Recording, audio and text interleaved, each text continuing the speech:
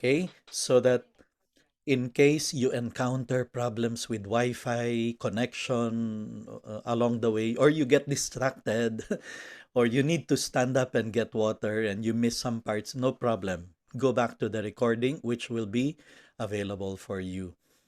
Or I suggest you go over the recording, taking notes of every strategy that you find attractive or useful that you can use inside your classroom. So I'll go straight right away to the first set of strategies. Part one, Rafe Esquith's economic system. I don't know if you've heard of Rafe Esquith.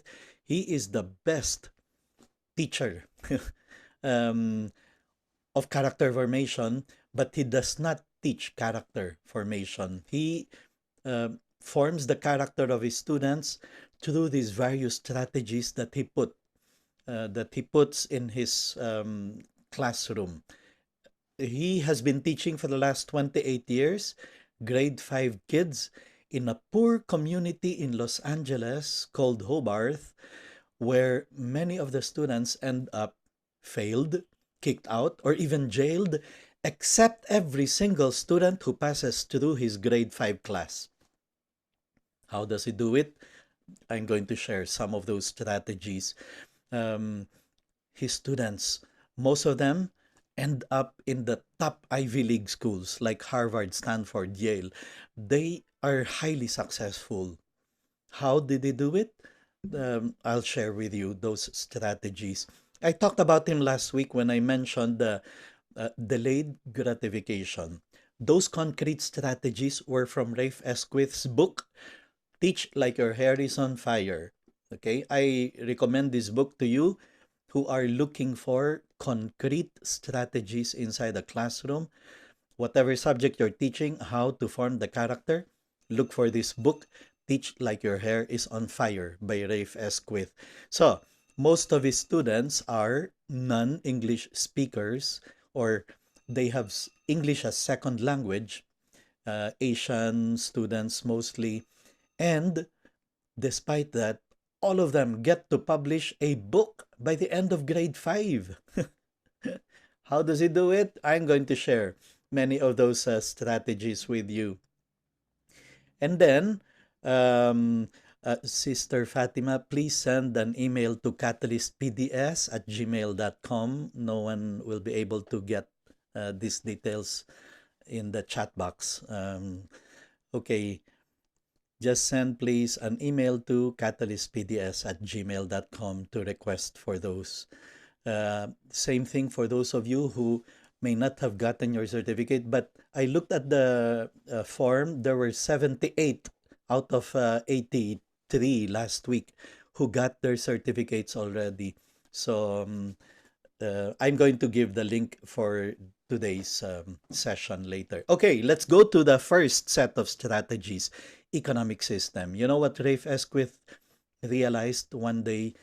How come sometimes we teachers are able to make deep impact in the lives of our students, sometimes not very great impact. He asked the question, when are we teachers able to make a really great impact on the lives of our students? You know the answer he discovered? You and I teachers are able to make a really great impact on the lives of our students if we are able to teach them life skills. Think about it. You and I are able to make a really great impact on the lives of our students if we are able to give them life skills. Not just skill to pass a quiz tomorrow or to pass a test next week or to pass a subject for that matter, but a skill they will need for the rest of their life. That's when you are able to really make a great impact. That's why many of us look back to the teacher who taught us how to read, how to sing, how to write. They made a great impact in our lives. But they are not the only skills.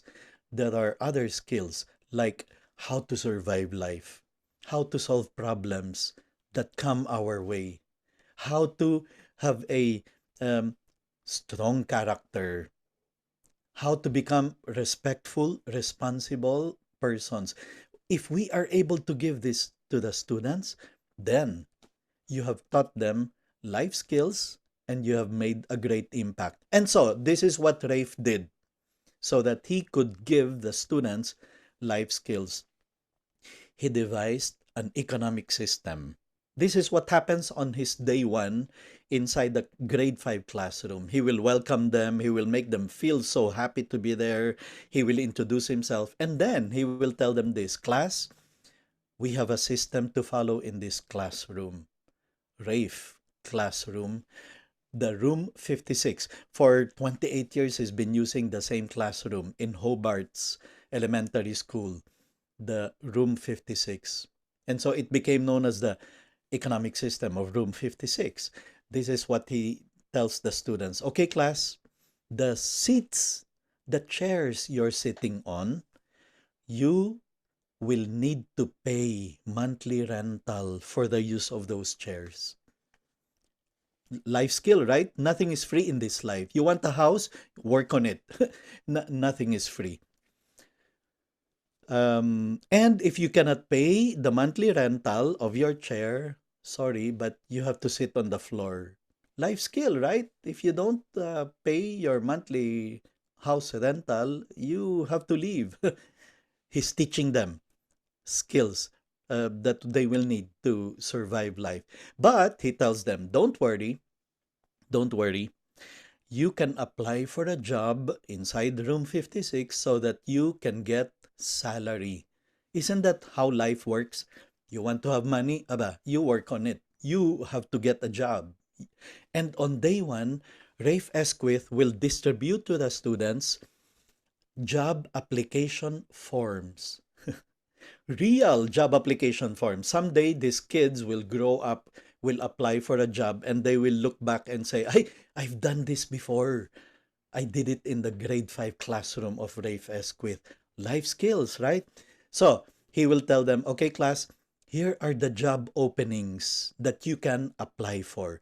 By the way, let me now right away tell you, when we talk of money here, it's either play money, monopoly money, money that is printed just for the classroom's use.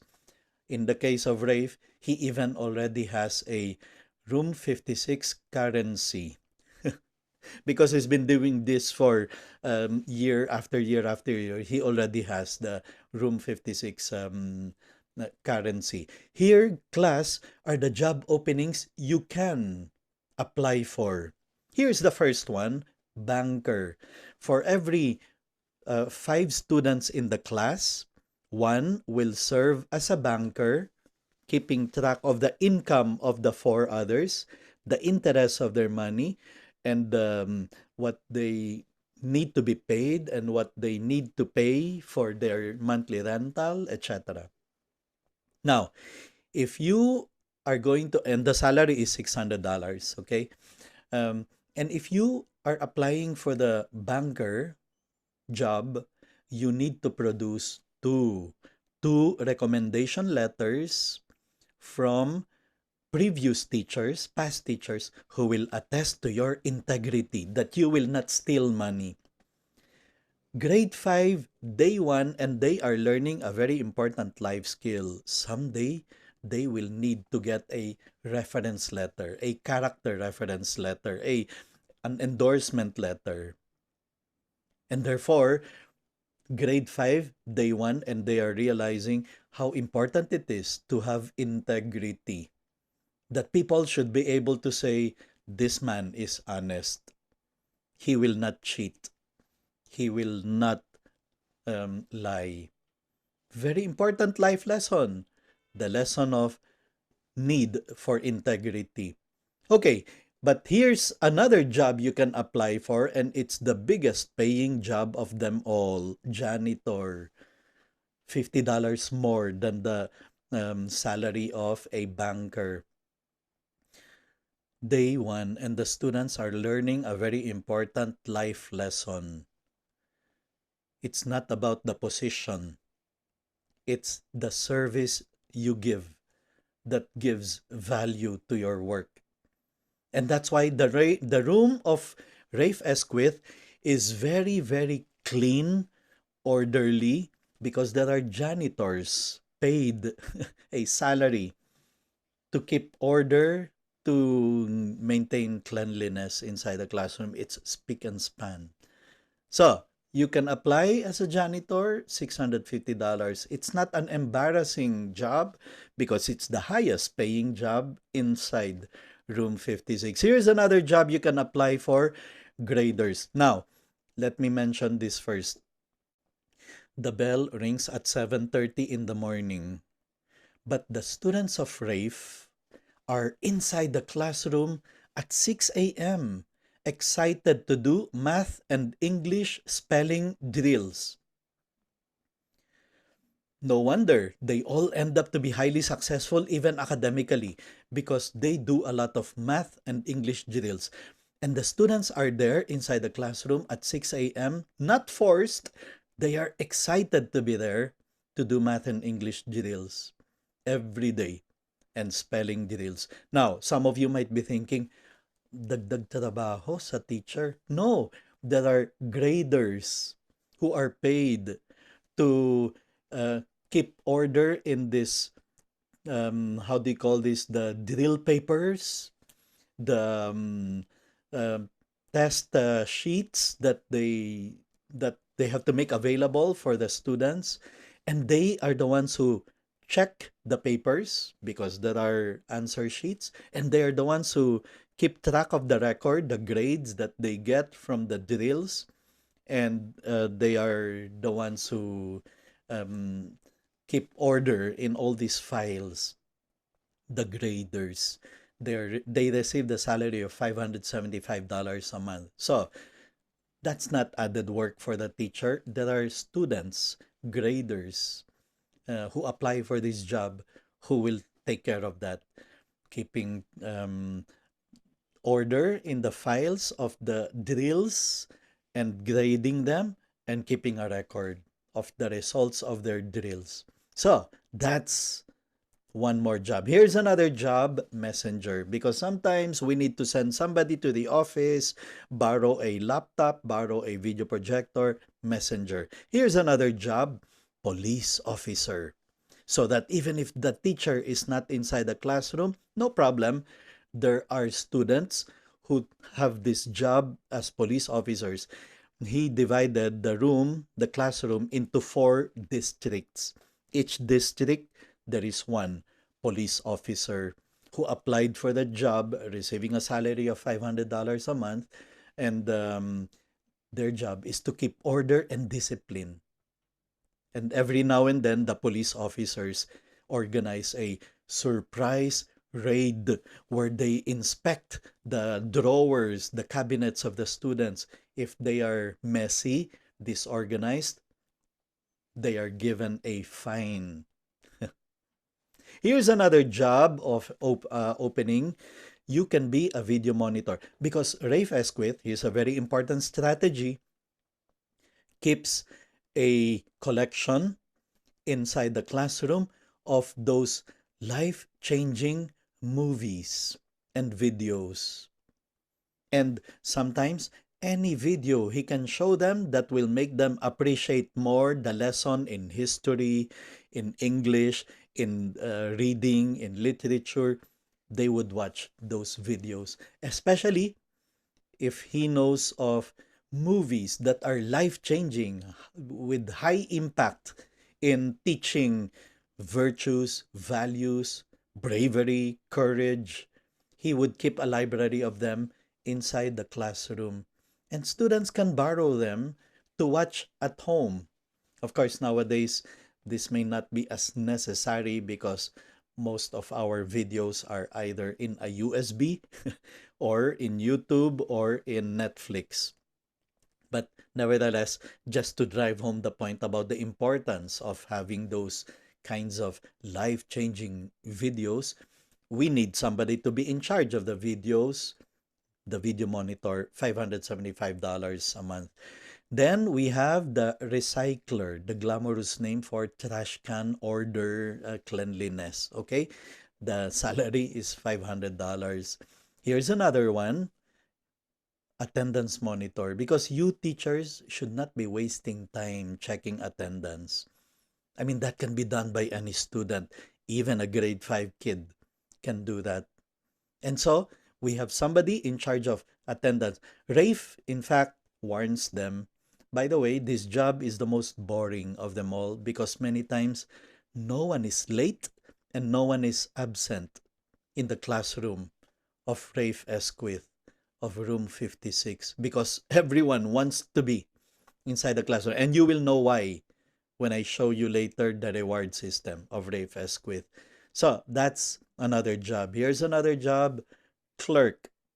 I need clerks who will help keep order in the teachers' drawers, cabinets, materials, clerks. Or sometimes, if there's a need to check some papers, these clerks can be assigned to do that. Here's another one, librarian. We need a librarian, Rafe said, because I will make you do book reports every week. That's the class of Rafe Esquith. No wonder by the end of grade 5, all of them are able to publish a book. I mean, just ask them to put together all the book reports that they write that have been corrected, that have been revised and made into final draft. And that's already a book that they can produce, that they can publish even. So we need a librarian to keep track of books that are being borrowed for book reports and then being returned on time, etc. Okay, so you can come up with other jobs that you think you need inside your classroom. The important thing is the principle of I have to have a job, otherwise I will not have money to pay for my seat rental. And if I cannot pay, I will sit on the floor. I lose my privilege. And the seat rental is has different prices. For example, the front of the room, closest to the teacher. That's the most expensive chair. Those are the most expensive chairs. Let's call this area Bel Air. $1,000 a month is the monthly rental. Middle of the room, let's call it Beverly Hills. $750 monthly rental. The next to the video library, let's call it Hollywood. Where are you seated now? I'm there in Hollywood. Next to the video library, $700. Near the water fountain, let's call it Santa Monica, $675 monthly rental. And then the cheapest chairs are there at the back of the room. Let's call it Skid Row, only $550. What do you notice? The monthly rental of the chair is bigger than the salary. Life lesson. I mean, isn't that life lesson? That's how it is in life. You cannot afford to buy a house just relying on your monthly salary. You need to look for other sources of income. Okay, so if you want to apply it in Philippine setting, the front row is Shangri-La, the middle is Rustans, and then there is SM. Dun sa likod yung pure gold or lianas.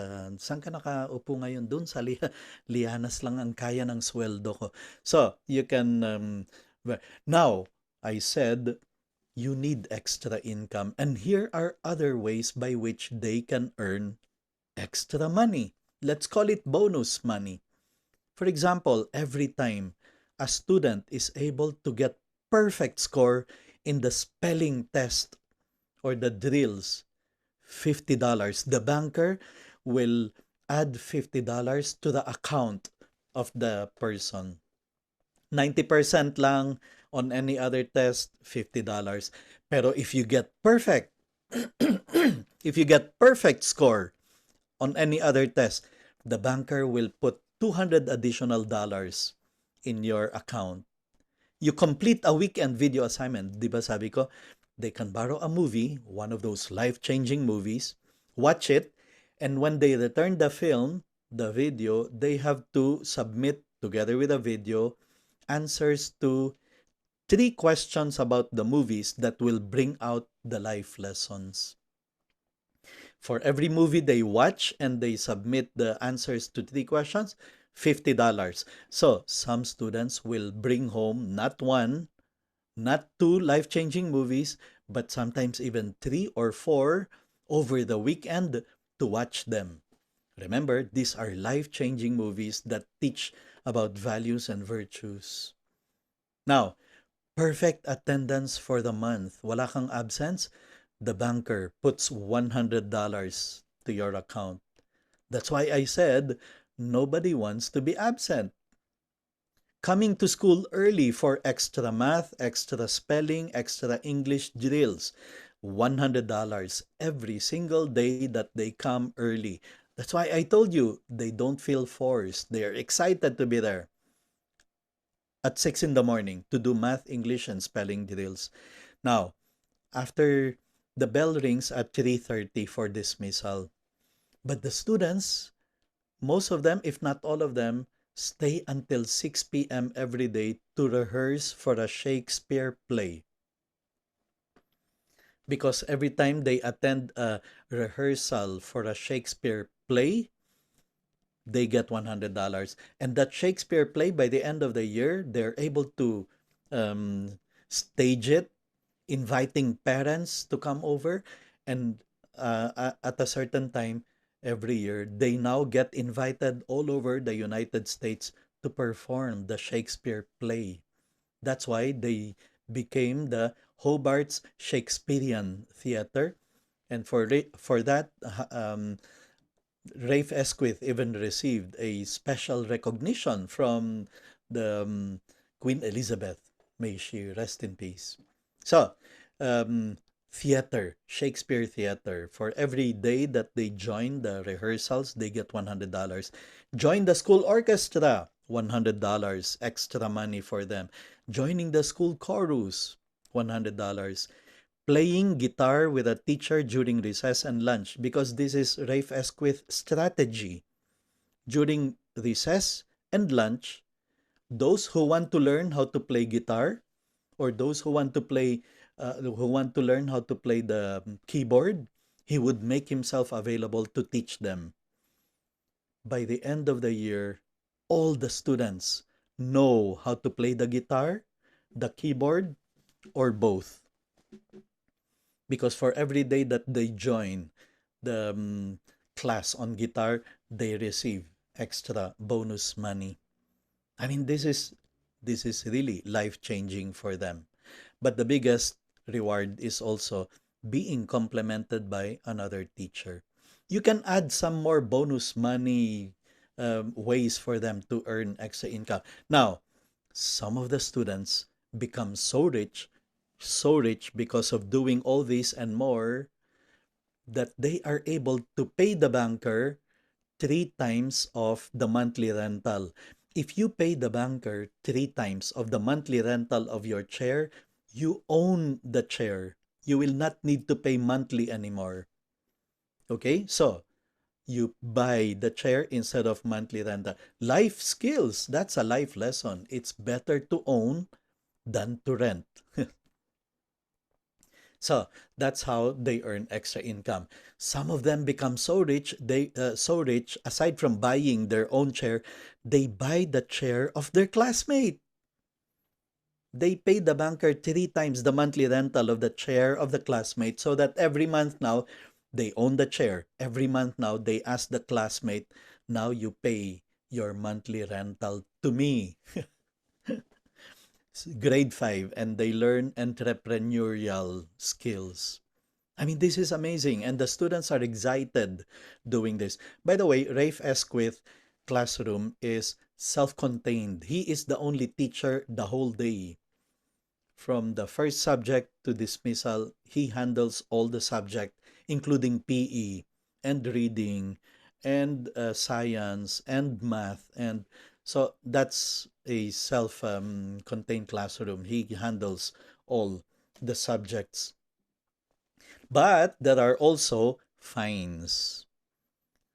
Okay? If, for example, you are late, you have to pay the banker $50 as a fine. You miss your homework, you need to pay the banker $50. The banker will remove $50 from your account. Rudeness. Like you're not listening while somebody is speaking inside the classroom. The banker will deduct $50. I mentioned about the surprise raids of the police. If they find your desk messy, they open your cabinet and it's not organized, it's not clean, $100 fine. But the biggest fine is if you are caught being dishonest, like cheating during an exam, submitting a cut and paste work, or submitting something that really is not yours. It's you didn't do it. So those are also the fines that you can be given. It works. It works. The students are excited to be inside the classroom. They participate. They want to be in the recess lunch guitar classes. The, it's life changing. It works. And the proof of that is students of Rafe Esquith all become highly successful in academics and in the real life. That's the economic system of Rafe Esquith. Now, I will have to teach you, that's why it's called the Methods and Madness. Um, Let me see. I need to remind you that Rafe Esquith is also the one who makes the students go for the sixth level of moral development of, I think we're going to discuss it later, the sixth level of moral development. He develops them to um, do things according to principles. Some schools learn about the economic system and they try to implement it in their school, and the students just become obsessed with earning or with money. They become greedy. They resort to cheating to be able to get more money, uh, because it will not work if it is not put side by side with developing respect and responsibility and making them think considerate of others and also of having principles. I'm going to talk more about that later on. Creating a class culture. So I encourage you, if you can find that book, Teach Like Your Harry. That the complete title is Teach Like Your Harry's on Fire: The Methods and Madness in Room 56 by Rafe Esquith.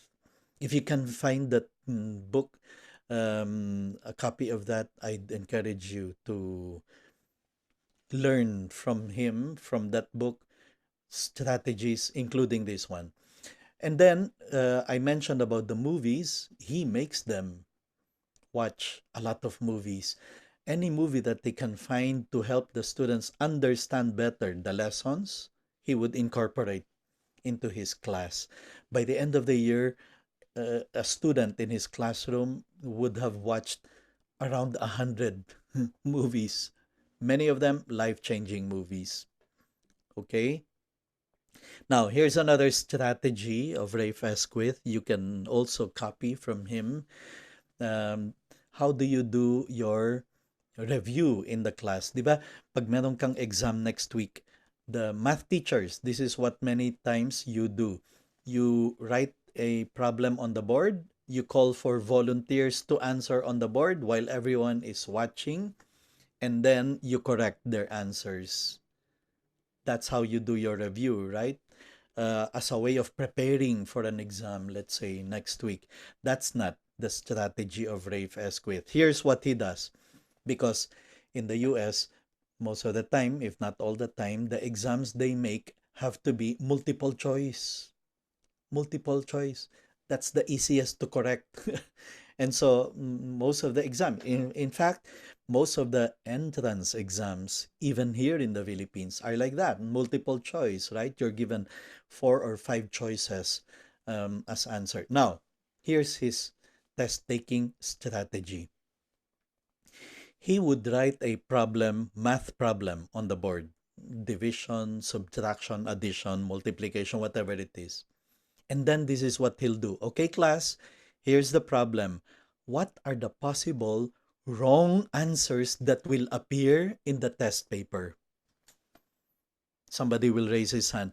Sir, I think one possible wrong answer is this number, because the student can be careless and forget to do the carry one. Yeah. And Rafe will say, very good wrong answer. Anyone else can guess what possible wrong answers that will appear? Sir, um, this number, because the student may, instead of dividing, he may multiply. Therefore, this is the possible wrong answer. Very good wrong answer. Anyone, you know what he's doing? He is making the students think like test makers as a way of preparing them to take an exam, to make the students think like test makers, not test takers. That's a test taking strategy of Rafe. Okay? Make the students guess what possible wrong answers can appear in a multiple choice exam. Here's another strategy to make the students especially mindful of time and develop time management as a skill. Here's what he will do. Before dismissing the students on Friday, he will write on the board the time. Let's say 6 o'clock, because that's when they end the how do you call this, the Shakespeare rehearsal, right?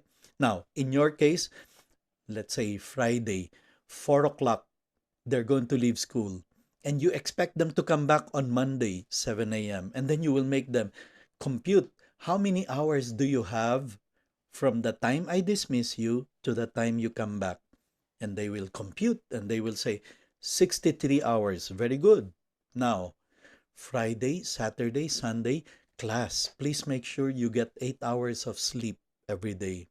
Okay? Let's remove 24 hours from the 63 hours that you have from the time I dismiss you to the time that you are supposed to come back to school. Let's remove 24 hours. And then, Sunday, don't forget to go with your family to Mass, to worship, to church. Let's remove 3 hours so that you can also have family time. How much time do you have left with you? And they will tell you after computing 36 hours. That's how much time you have in your hand that you can decide on what to do with it. You're free to choose what to do with the 36 hours. Class, do not come on Monday telling me you did not have time to do the assignment. Please don't come to me on Monday. You did not have time to read the chapter assigned to you. Please don't come back returning to me on Monday saying you did not have time to study for an exam. You had 36 hours. That's a lot of time.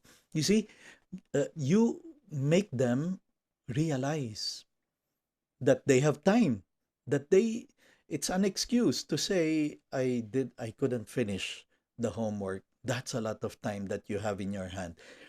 Doing this week after week helps the students develop a consciousness of the importance of time and consciousness of time management. It's a fantastic strategy that we can all learn from Rafe Esquith. Okay, great. In other words, all these Rafe Esquith method are designed to make the students develop a class culture. Here in the classroom of Rafe, we have a way of doing things. We have a way of dealing with other people. We have a way of being conscious of time, of being considerate of others. That's effectively what you do when you put in something like the economic system. Okay? It's not just about having a salary, earning money, being able to pay your monthly rental. No, it's about having a culture, a mindset, a way of thinking. And it's zero anxiety. Level 6, thinkers. I'm going to talk more about that later. The 6 levels of moral development. If I don't get to talk about it, it's in that free course that I gave to you at the start of the session. enroll in that course. It's for free. And one of the modules there is the 6 levels of moral development of Rafe Esquith. There's a lot of humor, and then low pressure, high support environment. All these help develop in the mindset of the students a certain classroom culture. This is how we do things here inside our classroom. Those of you who are administrators, can you imagine if you can create not a classroom culture, but a school culture in our school? This is how we do things. This is how we treat other people. Okay, welcome to my classroom. Here are some concrete strategies for you. Number one, welcome letter to parents. 1 week before the school year would start, I would go to the registrar's office and ask for the email addresses of the parents who are in my class, in my advisory class especially. For class advisors among you, this is a wonderful strategy which I hope you do, or if you have not done it, you can still do it this coming week. Welcoming to the, because the parents are very interested to know sino ang class advisor ng anak ko, anong klaseng tao siya.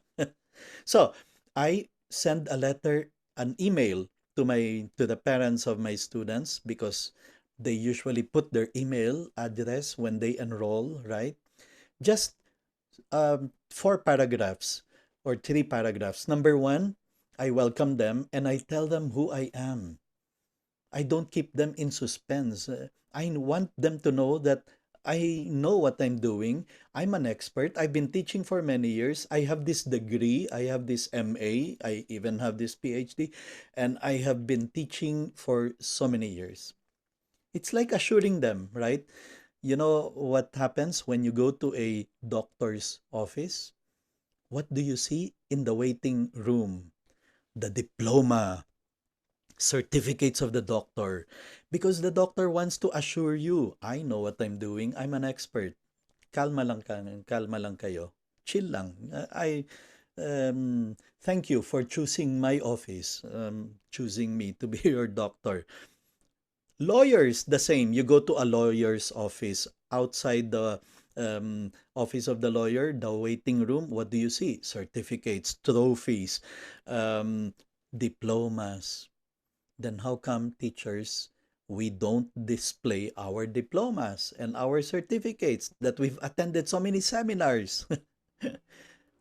We too should be doing that. Or if you don't want to do that, then write a letter to the parents assuring them that you're an expert, these are your credentials. Paragraph number 2, I tell them exactly how they can contact me. The phone number, the number of the school, the local number. I don't even hesitate to give my cell phone. Now, this is debatable. Some of you know, some of you prefer not to give your cell phone. It's okay, no problem. I'm not telling you to do it. I'm telling you, I did it and it helped me greatly to easily communicate with any of my parents. And it becomes like, I have the right also to get your cell phone because I gave you mine.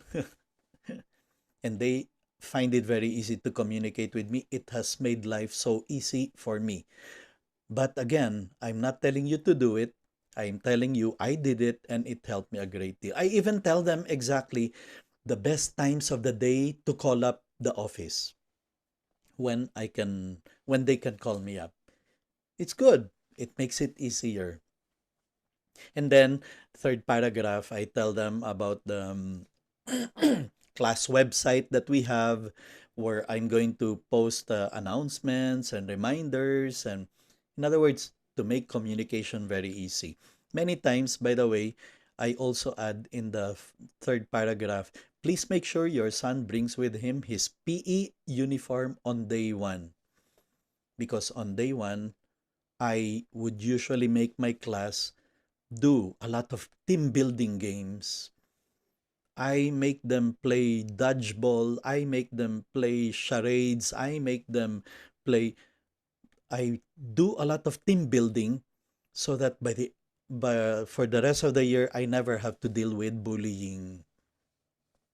They become best of friends on day one, and they realize and they think, wow, school can be so much fun. And this teacher wants us to have fun in school. He is not scary. He is not terrifying. He is not a terror teacher. And then finally, I tell the parents, I look forward to working with you to make this school year the best that your son would ever have. This is an all boys school. So, welcome letter. That's a fantastic strategy to make the parents feel not only welcome, but to see that, wow, this is a great teacher, excited to um, reach out to us, even if we have not even started the school year. Remember, I would send this email 1 week before the actual opening of the school year. And then, here's another strategy.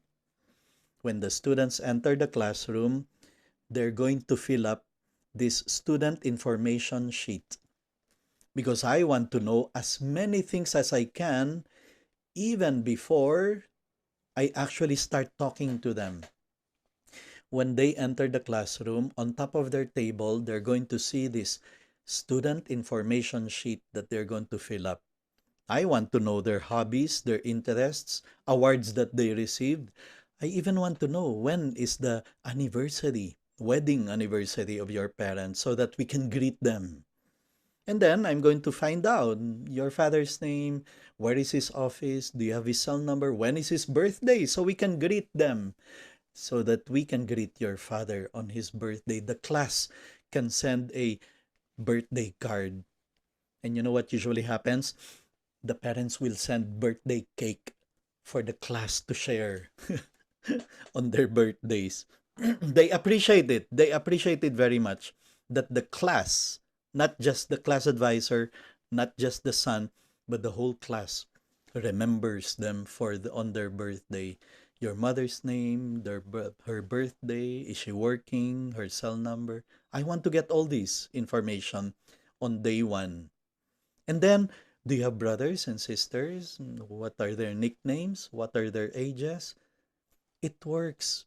Day one. And this is before the bell even rings. Even before the bell rings, I get to know so many things about my students, even without talking to them, just looking at the student information sheet. Now, nowadays we talk about data privacy and all.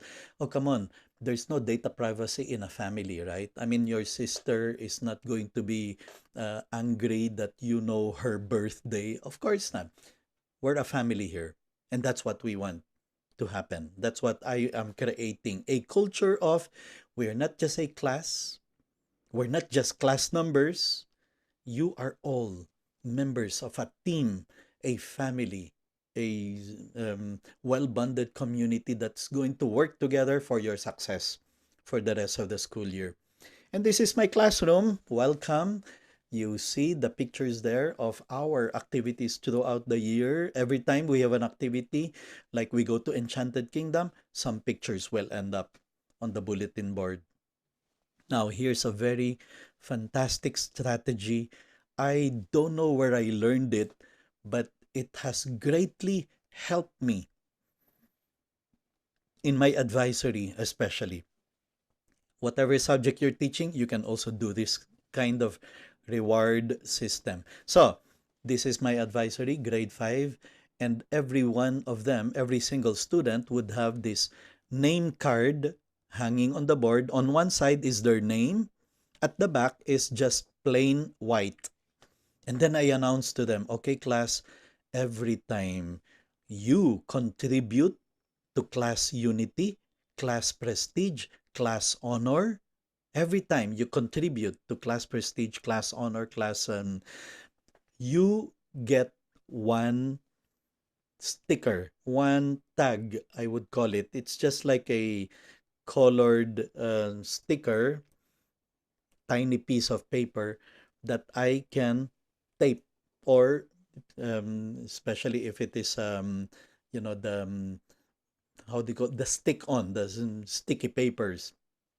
So I cut tiny pieces like that, preferably colored, so that when I put the tag there, when I put the sticker at the back, it's clean, it's clearly seen. So every time you contribute to class honor, class prestige, class reputation, you get a class unity, you get a tag. For example, okay, class, the following students qualified for the varsity team, contributing to class honor. I mean, it's an honor to have members of the varsity team playing for the school in our class. As I announced the name, I put the tag at the back of their name tag hanging there on the ceiling. And you know what happens? The students applaud, they clap their hands.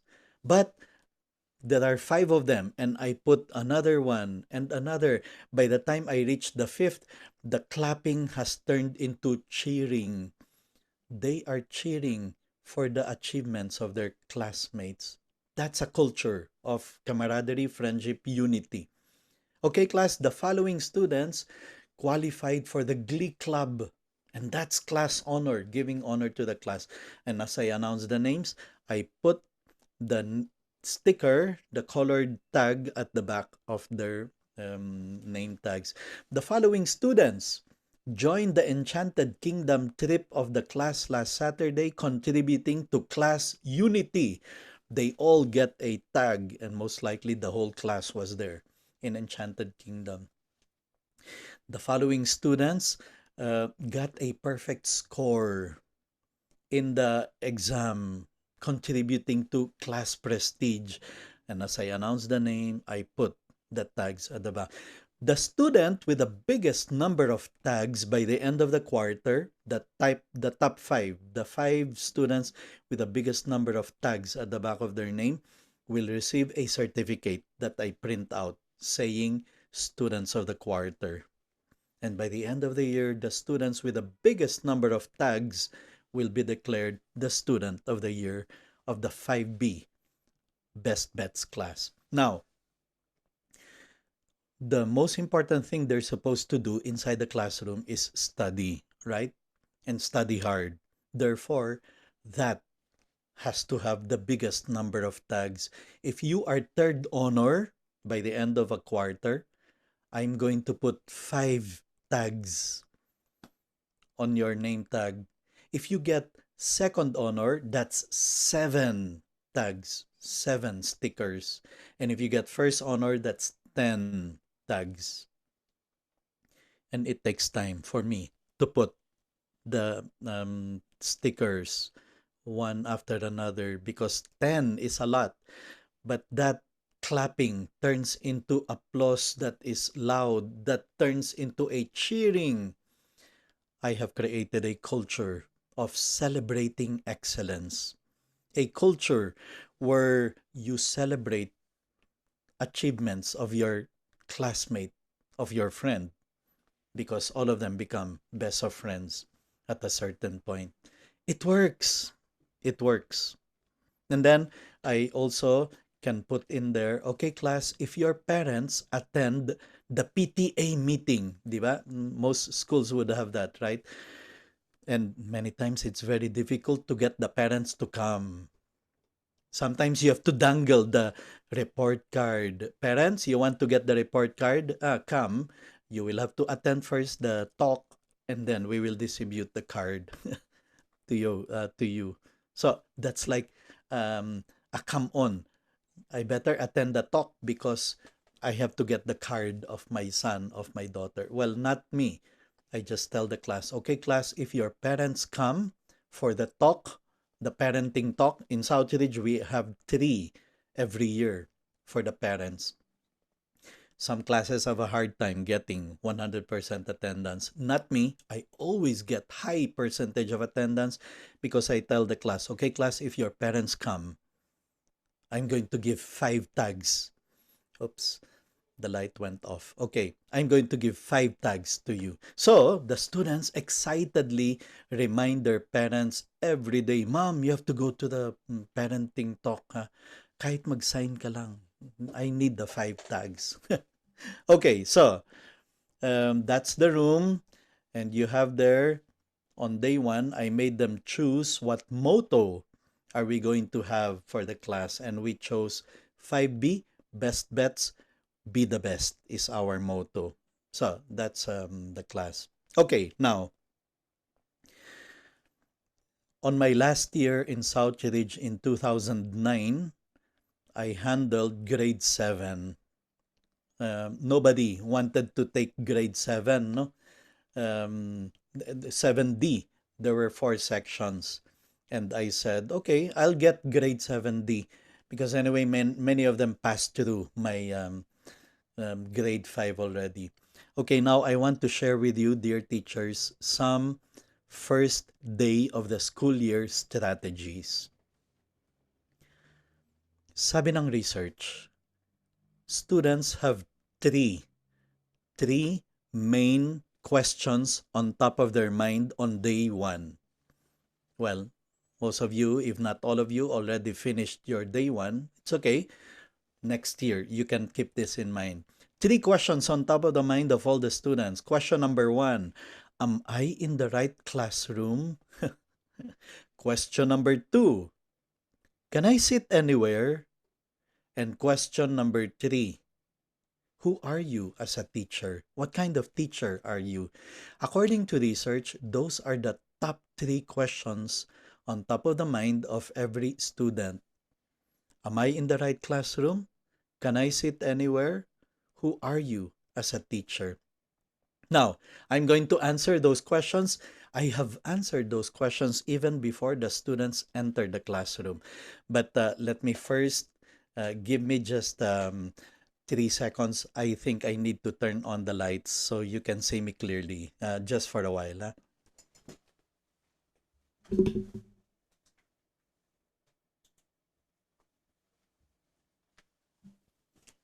Okay, that's better. Now you can see me again clearly. Okay, those are the 3 questions according to research that are on top of the mind of every student on day 1. And I answered them even before they enter the classroom. Question number 1, am I in the right classroom? Well, you should know. I wrote an email to your parents, right? But maybe they didn't see the email. Maybe it went to the spam folder. Maybe they wrote wrong spelling in the email address in the form. No problem. Let's check. Here's the class list. Your name is here. Congratulations. You belong to the best class. Come in, come in. Question number 1. Question number 2. Can I sit anywhere? So this is an example. Some students didn't get to put their email address. So no problem. The class list is here. Question number 2, can I sit anywhere? No, I reserved a seat for you. You see? There, your name is there. I answer question number 2 even before they enter the classroom. And it looks like this. And look, I didn't just assign you a chair. You even have an assignment. You see, you're in charge of the waste basket, Renzo.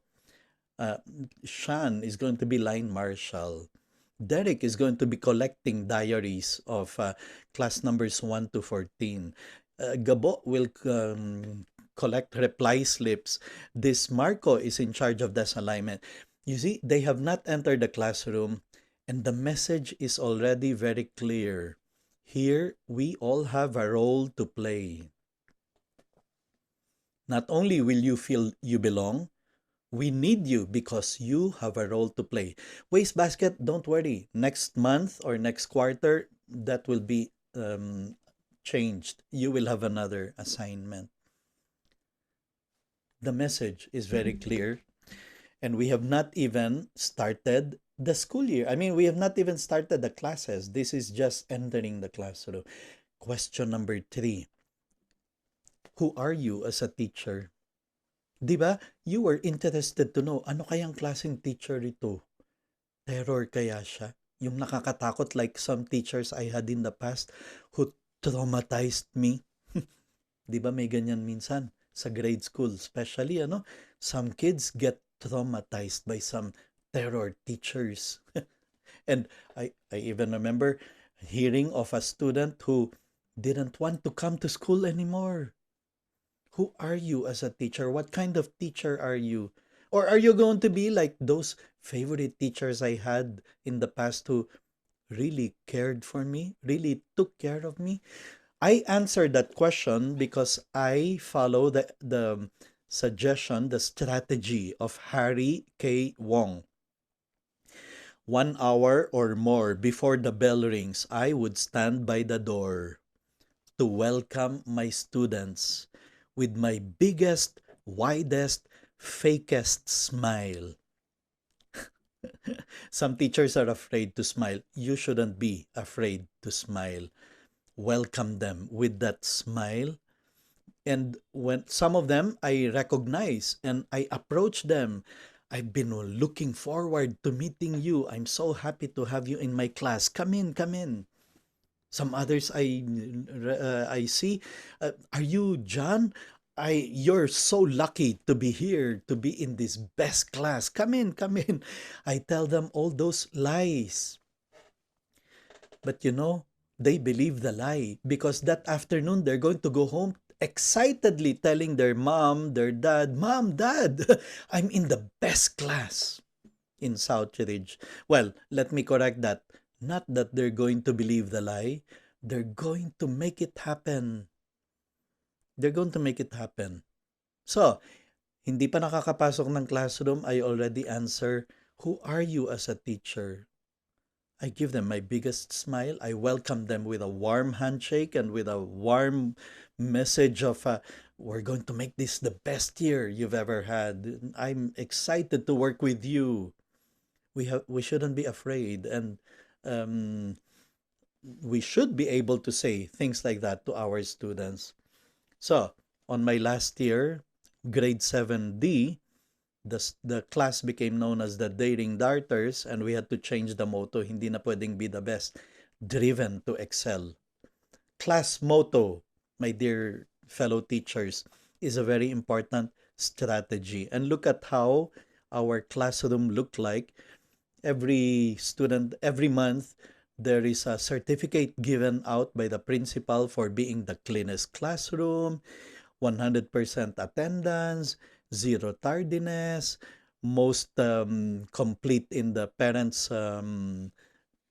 teachers meeting, and before the end of the school year, this half of the whiteboard is full covered by certificates, and we wouldn't mind.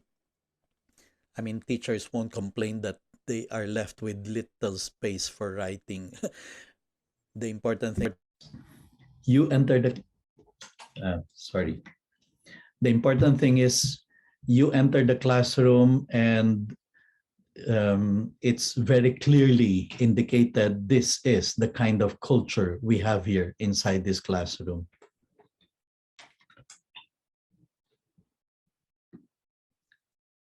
Okay, let me see. I need to, yeah.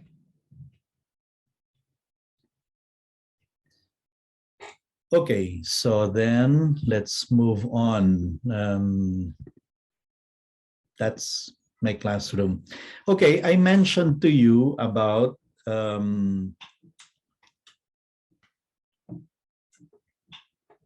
let me fix my microphone because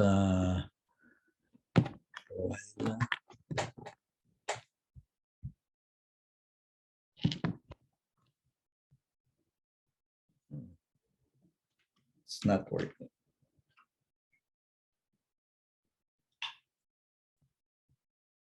Okay, anyway, medyo okay. During that time, I firmly believed in this hidden agenda. I would organize all sorts of things for my class advisory to get them out of the computer games. Because as early as the 1990s, I saw clearly how the attitude, um, ability to concentrate, to focus, all these have been affected by addiction to computer games. And so I had to look for ways and means to get the students away from computer games, even if it is just, for example, to organize students in going to BGC fully booked, and spend the afternoon looking for good books to buy, especially books that they will read, not related to requirements inside the classroom, but simply to grow, or novels that can help them develop virtues, values, and whatever other talents you want to develop in them. Or we would organize, for example, those sleepovers, campouts, sleeping in school, playing basketball, futsal, dodgeball, water bombs tournament up to 12 midnight with their classmates who become their best friends. And I tell you, that's far better than hours spent in front of the computer just playing games, killing time. Or sometimes, and not sometimes, but we usually would have as many as 3 or 4 trips to Enchanted Kingdom on a Saturday. Many times after visiting a sick in Hospital ng Muntinlupa charity ward. And then we would go to Enchanted Kingdom. Admittedly, okay, that one is expensive. I don't know how much it is now. It used to be 700, 800. But that's far better than time killed because of computer games. ABC, anything but computer games. And our classroom would always make sure we celebrated birthdays. We celebrated achievements. Nag-champion sa intrams, that calls for a celebration. Nanalo sa Quiz B, one of the members of the class, that deserves a class celebration. And it's not very difficult for me to do class celebrations. I just have to usually text 3 fathers or mothers, and then they take care of asking other parents, I'll bring pizza. Can you bring the soft drinks? I just have to text 3 parents, and they know it already. They coordinate among themselves, and they are just too excited to support the class by bringing food for the celebration, by joining sometimes even the celebration, because they see that their son never like this, excited for school, excited to be with friends, excited to be with classmates. So that's a culture of celebration that here every achievement deserves not just an applause, but a real celebration many times. Or even just spending Saturday morning in Discovery Museum in Mall of Asia, for example. And the parents do not complain about this. Sure, some of them may be additional expenses, but they're far better. Time for them is better spent with friends like this than in front of the computer games. So that's strategy to create a culture of friendship, culture of fun, but at the same time, the culture of being recognized for your contribution to class unity, class prestige, and class honor. Some of you may be asking, Mr. Rentoy, is it work? I mean, does it work? Is it working? Is it worthwhile doing all that?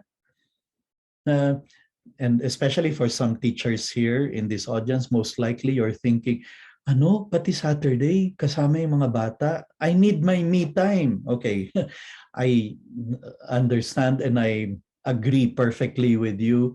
You should have your me time. But me, I get more enjoyment in seeing success happen among my students because of all those things, because of the ABC, because of the tags, the reward system, the welcome newsletter, welcome letter to the parents, the welcoming them with my biggest, widest, fakest smile. Okay, to answer the question, does it work? I want to share with you some pages of my websites. That's another strategy, by the way, dear teachers, to do class websites so that parents will not have to text you, Mr. Rentoy, what is the school calendar again? Ay, ma'am, the calendar is posted in our class website. Some of you might be thinking it's additional work. Yes, a bit of additional work, but that will save you a lot of work also in having to remind parents about certain activities or the calendar of the schedule. So to answer the question, does it work? I'm going to show you pages from my past class websites. And it's very simple, by the way. I tell you, students know better how to maintain a website. And there are so many free websites, website builders and website Wix.com has many free, very easily design templates for websites, for class websites. Google Pages, for example, they're free and it's very easy to maintain them. Students, in fact, are the ones who would maintain my websites. By the end of the day, they would only show me a piece of paper saying, sir, we will post this in the website. And I say, good. Or maybe you need to add the reminder about the upcoming parents meeting. Maybe you have to add there the congratulations to the winners in our class of this or that competition, etc. So answering this question by showing you my website. This was my grade 7 dating darters. You see, the school calendar is there. Pointers for my exam for my students, a religion exam.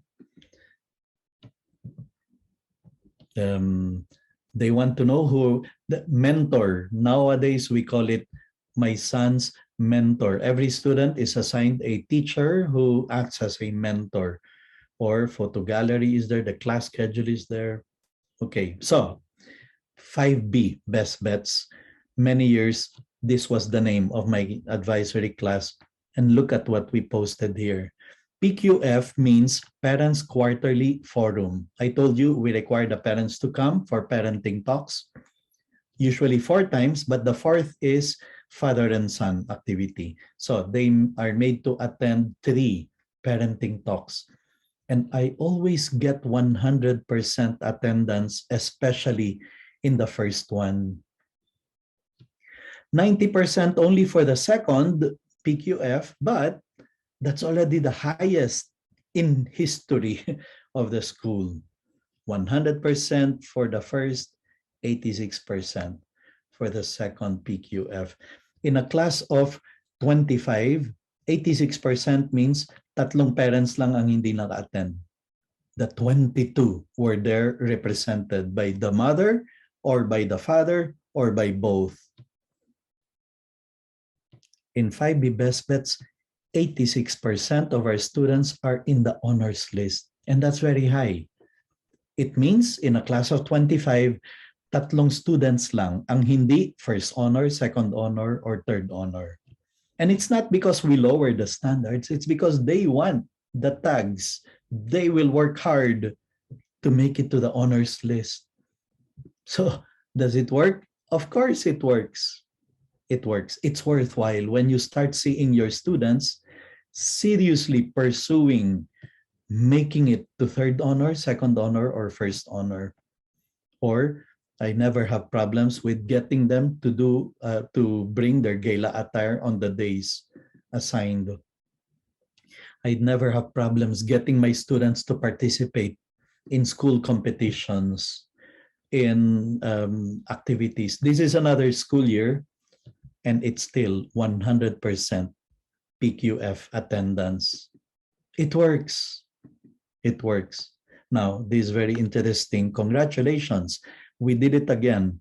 Of the 9 finalists in the book fair essay writing contest, 9 are from 5B Best Bets.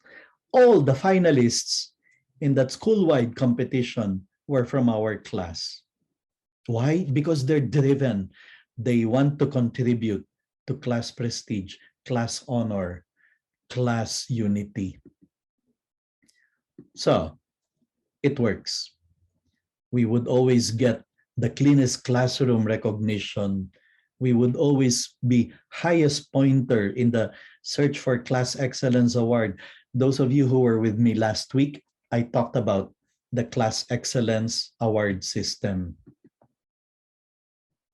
Another school year, second PQF, 80%, that's still very high. It means in a class of 25, only only four parents may not have been able to come. 21 were still there. That's high. Okay, so that is the creating a culture of friendship, camaraderie, unity, success, achieving together. If you're from Southridge, you would know the names. These students who made it to first honor, second honor, principals list. That's how we call the third honor, by the way, principals list. And if you are from Southridge, you would be saying, what? This guy made it to second honor? Muntik ma-kick out yan last year because of misbehavior. In our class, he may have been misbehaving last year, but in our class, he worked on being successful, even academically. And I never have problems with bullying, and I never have problems with discipline inside my classroom. So, yes, it works. Creating that kind of culture, it's worthwhile. So this is another school year, and look at the numbers. In a class of 25, 22 made it to the honors list, whether it's first honor, second honor, or third honor, which is called principals list. It's worthwhile.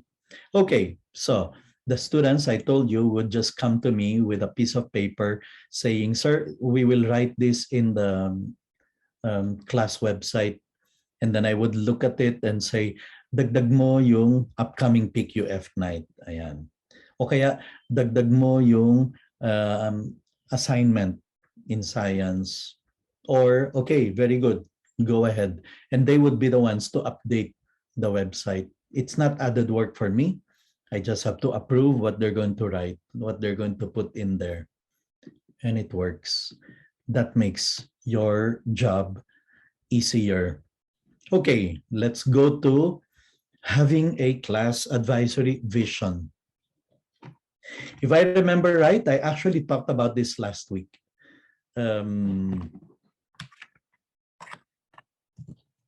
Creating a class vision. Diba? Starting the school year with a visioning session with your students. What do we want our class to be known by? What kind of reputation do we want to create for our class? Now, let me share with you an example of having a vision for your class. And you will give this to your students, and you will give this to your fellow teachers and the parents inside your classes, your respective classes. This is the vision for your class. Students are very proud to be in your class. Students are very happy to be in your class. In fact, they think that the other classes are kawawa compared to yours. And I know some of you are thinking, ay, Ms. Rentoy, ganyan nga yung advisory ko. My students are really very proud. Students from other classes envy your class. They'd want to be there. The parents, they're so satisfied and confident with you because they know their class advisor genuinely cares for their children. They're just too eager to help you and support you. That's the vision. And the parent satisfaction comes especially from the realization that you are a role model for their child. You're virtuous, you are upright, you're moral, you are high impact teacher. Parents and students speak highly of your professionalism, your punctuality, your firmness, but fairness, your kindness, your positive attitude, that you bring out the best in the students. That's the vision that we want to achieve.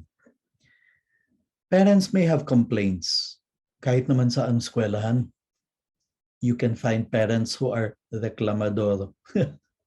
But your presence, the teacher, the class advisor, your attitude, your support all make the problems look trivial and insignificant. Your students support you through and through. The last thing they'd ever want, in fact, is to upset you, to offend you, or be in disfavor with you.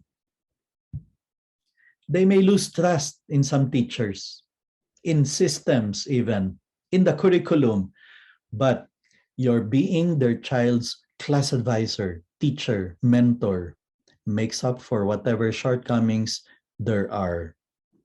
And they're still able to say, it's still worthwhile to be in this school. You become the spirit of the class, the soul of the team, the magic behind the great class that it is. Among the students, the team spirit is so strong. Failure of one student causes sadness for the whole class, and success of one student is great joy for the whole class. This is the vision that brought about that kind of classroom I was sharing with you. Among the students, there may be misunderstandings among them, but every now and then, but they are ready to forgive for the sake of class unity. Because you've been emphasizing it. Those who are able to contribute to class unity, class prestige, class honor, you give recognition to them. This is the vision, and this is what our classes can become, regardless of however our classes may have been last year or in the previous years. If there is anything right now that the school needs to become a really great school, it is this: a set of effective class advisors, a set of teachers who are not just interested in subjects, that the students pass a subject, but are really working on making the students become good persons, good human beings. Our role is to produce men and women of character. The class advisors and the serious professional teachers are the single most important factor for the school success in this task. Not the academic subject teacher, not the guidance counselor, not the principal. And then the good example, the strategy of good example. We teach them integrity when we come to class punctually, every day, 2 minutes before the start of the day, eager and ready, not dragging our feet. And so they will learn integrity in the way we carry ourselves. They know. This is the vision for our class. Let's go to Tom Licona's number 5 rather, 9 principles of raising good kids. Here are, according to Tom, the principles of raising good children so that the students inside your classroom, whatever subject you're teaching, will grow up to be not just smart, but especially good. Number 1, teachers know what good character is and make character development a high priority. This was also tip number 1 of Michelle Borba in the last week's session. Commit yourself to raising good children. This time now, commit ourselves to make character development a high priority, that we want the students really to grow up to be good, not just smart, not just expert in math, science, and English, but especially good, kind, responsible, hardworking, upright, not cheating. That's why it's good to ask these questions so often. What will my students be like when they are grown men and women? Will they be hardworking and responsible? Teachers, I tell you, they will forget much of what you teach them in science, English, and math.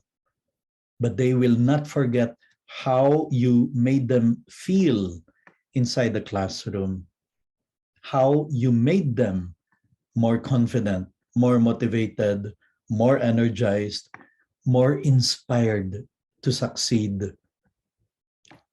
And if you have that very clear in your mind, I am not just here covering the curriculum. I'm not just here to finish the textbook. I'm not just here teaching addition, subtraction, multiplication.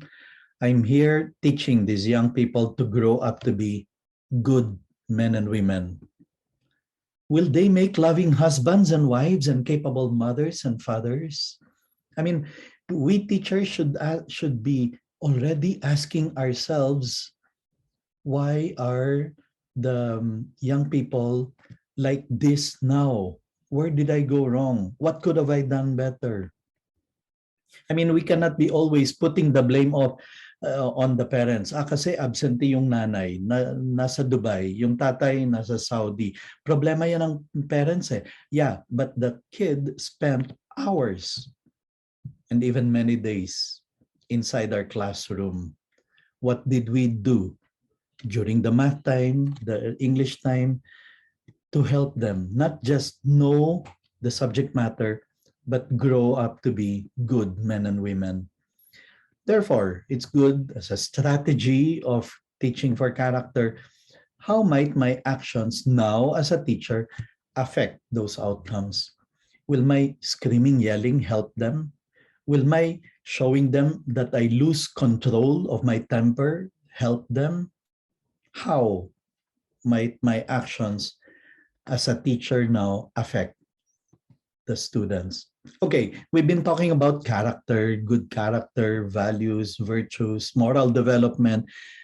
Let's answer the question, what does it consist in?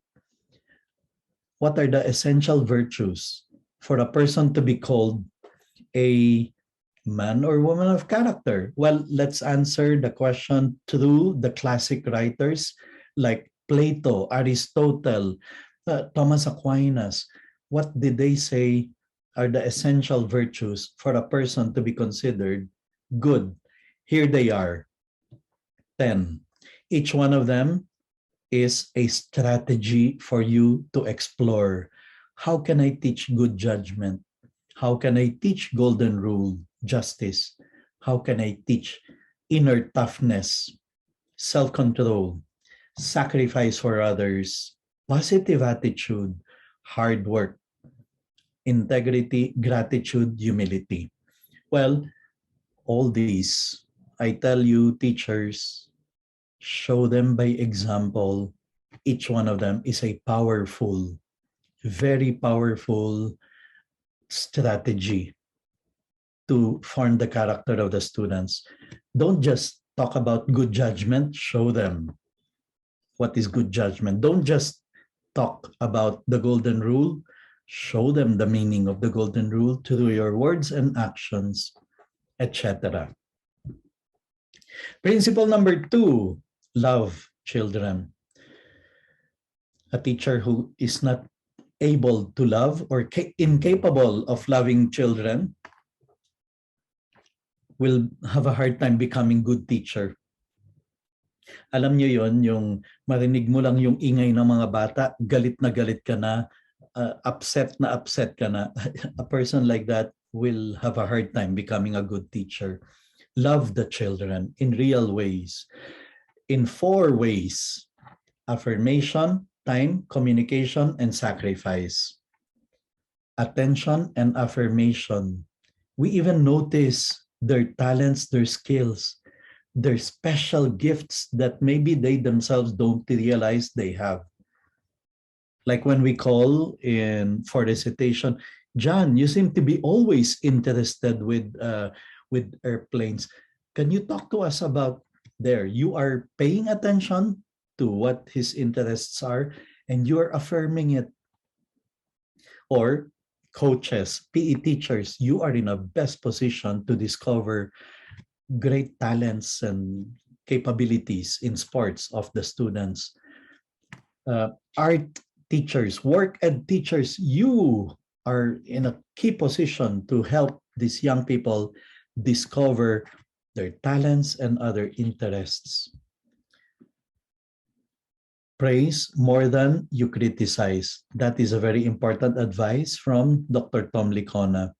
Meg Meeker, medical doctor, said, "My father criticized me constantly.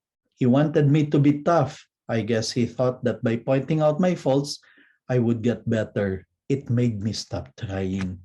So we have to be more positive, encouraging. That's a strategy that every teacher should learn to foster, to really master the art of motivating, of inspiring, of encouraging. The life of the student is already tough and challenging as it is.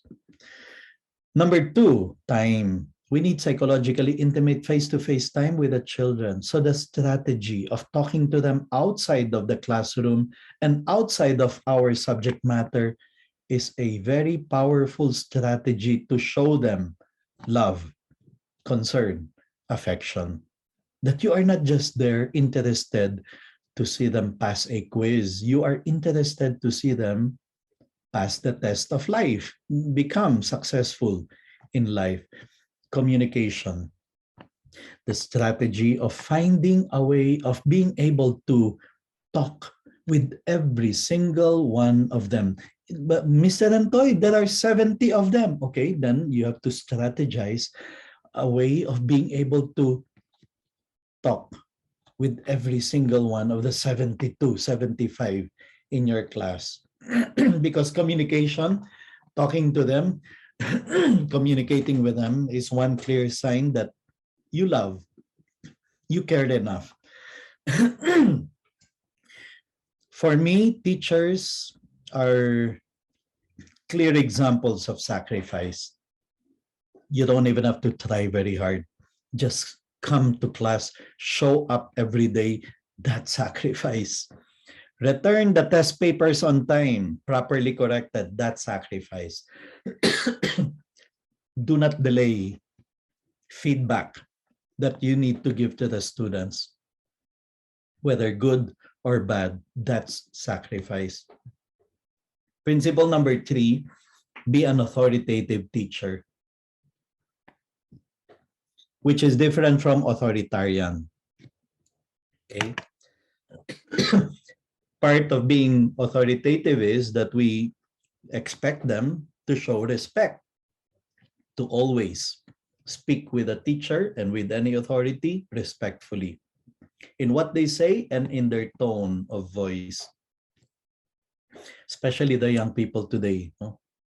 Because even the cartoon shows they watch contain a lot of violent way of speaking and actions, the violent games, video games that they play, all these affect them in a negative way.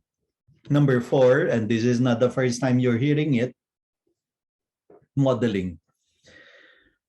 There is no other better way to teach character than through the powerful example of our life. Teach by example. Show them kindness in the way you treat them with kindness. Show them self-control in the way you never resort to shouting, screaming, yelling. That you can control your anger, your frustration.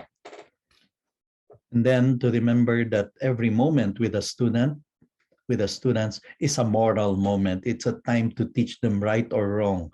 In the first place, by example of our life, and in many cases, by giving proper advice, timely reminders, timely advice. Like the strategy I taught you last week, 1 week before exam, announce, class, I expect you to study hard for the exam next week. Okay, please do not cram. That's a moral moment. That's a very important teachable moment. And then when you return the test papers and some of them did poorly, that's a moral moment where you remind them, maybe if you spent more time, you could have gotten better grades. You could have performed better. Maybe if you did not cram, if you did not study only 1 day before the exam, but the many days before when I announced the upcoming test, then maybe you would have done better. Okay, we're nearing we'll just finish these principles of Dr. Tom Licona. Teach students to manage the moral environment. Teachers, please make sure you comment to the students about the need to choose the movies they watch, the dramas, the teleseries that they watch, because they do affect the manner of thinking, the way of thinking, the attitude, the behavior of the students. Remind them that there are good shows as there are bad ones. There are formative ones as there are deformative ones. And that pornography is harmful in more ways than they can ever imagine. We have to make sure that the students are aware that they need to manage the moral environment, what they watch, how they entertain themselves, how they spend their leisure time, their free time, their time for rest, that there are good ways and bad ways. Here's what the research shows. Kids who watch the most violent TV are the most violent. Kids become desensitized by exposure to violence. And teens who frequently watch sexual content are more likely to become sexually active. That's from research. And the students need to know this so that they be more careful in the kind of, in what they bring in to their senses. Number 6, use direct teaching and questioning to develop conscience and moral reasoning. This is a strategy related to what I shared last week. Direct and indirect instruction. Teachers, sometimes you need to comment on the headlines of the day, even if it has nothing to do with your subject. Because the students are asking those questions, they have those things on top of their mind. Sometimes we need to make comments about what is happening in the world. Your subject is not the whole world. There are many times more to life than just your math, your science, your English, your social studies. The students do not live in a vacuum. They are affected by things that happen around them. So practice what you preach, but don't forget to preach what you practice. The strategy last week, let's not lose by default, because otherwise MTVs, movies, some teleseries, some Hollywood movies are transmitting the opposite of what we believe in, the very opposite of what we value. Number 7, discipline wisely. And well, we will not be able to tackle the classroom management strategies, concrete ones, but this is it. There is a way of managing the class by which you will not even have to discipline. Harry Wong, stop disciplining and start managing. How do we manage? By procedures and routines. Reference, the book of Dr. Harry K. Wong, First Days of School.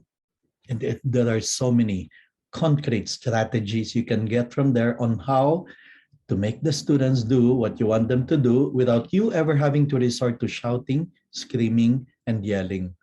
Principle number 8, the students are human beings and there can be conflicts, there can be misunderstandings, there can even be fighting, especially if these are very young kids. They have not developed the concept fully of justice, of empathy, of, okay, so solve problems and conflicts fairly and with love. Always keeping in mind, why am I disciplining this student? Because I want him to have values, to be upright, to be moral. Finally, number 9 from Dr. Thomas Licona, foster spiritual development. For those of you teaching in Catholic schools, make sure, for example, by example, you teach the students the importance of prayer. How do we do that? You start and end your class with prayer.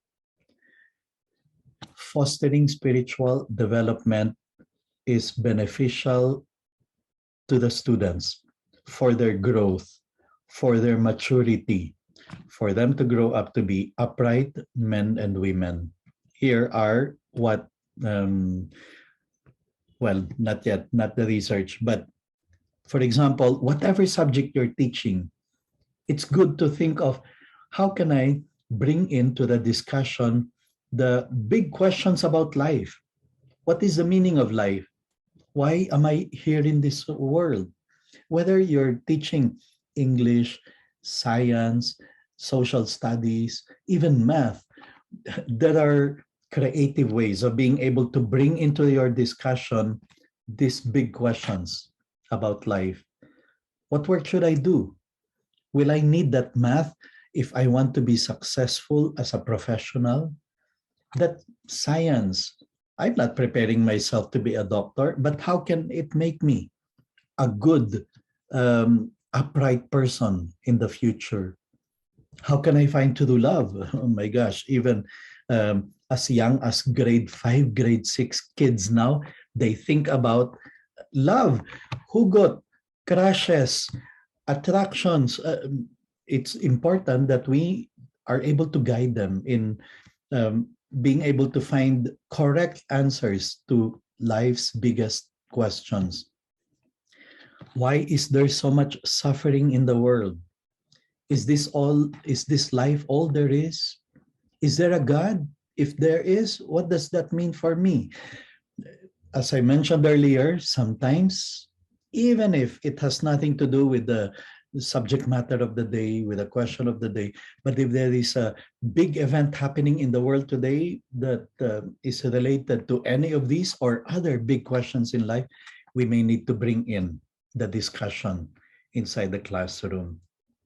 Okay, this is what I was saying earlier. May impact ang religion, faith, practice of the faith, relationship with God on the development of the character of the young people. Research shows that teenagers who regularly practice a religious faith because they go to mass for Catholics, they pray, they attend worship, they go to Sunday services, whatever it is. Teenagers who do that, number one, sabi ng research, work harder in school and they get better grades. Number two, they become more involved in service activities, in helping society. Number three, they are less likely to steal, to be violent, to use drugs and alcohol, or to have sex. And number four, for some reason, those people who practice the faith, who have a life of prayer, who have a relationship with God, they have greater life satisfaction and lower suicide rates. It works. These are the principles from Dr. Thomas Licona. Okay, well, unfortunately, we are not able to go into the other strategies, but we have more for next week, the third part. Meanwhile, I'd like to share now with you two links. Two links for you. One is for the certificate there. Okay, please click on the link under September 23 certificate and then answer the Google form. Make sure you write correctly your email address and name as you would want it to appear in the certificate. And preferably write your name in capital letters so that it appears more prominently in the certificate. And then answer the questions there. Once you're done, click on submit. Expect the certificate to be sent to your email address in a matter of, in some cases, a few seconds. But since there are, how many of us? 58, that shouldn't be a problem then. you should be able to receive in your email the how do you call that, the certificate right away. I'm going to now stop recording.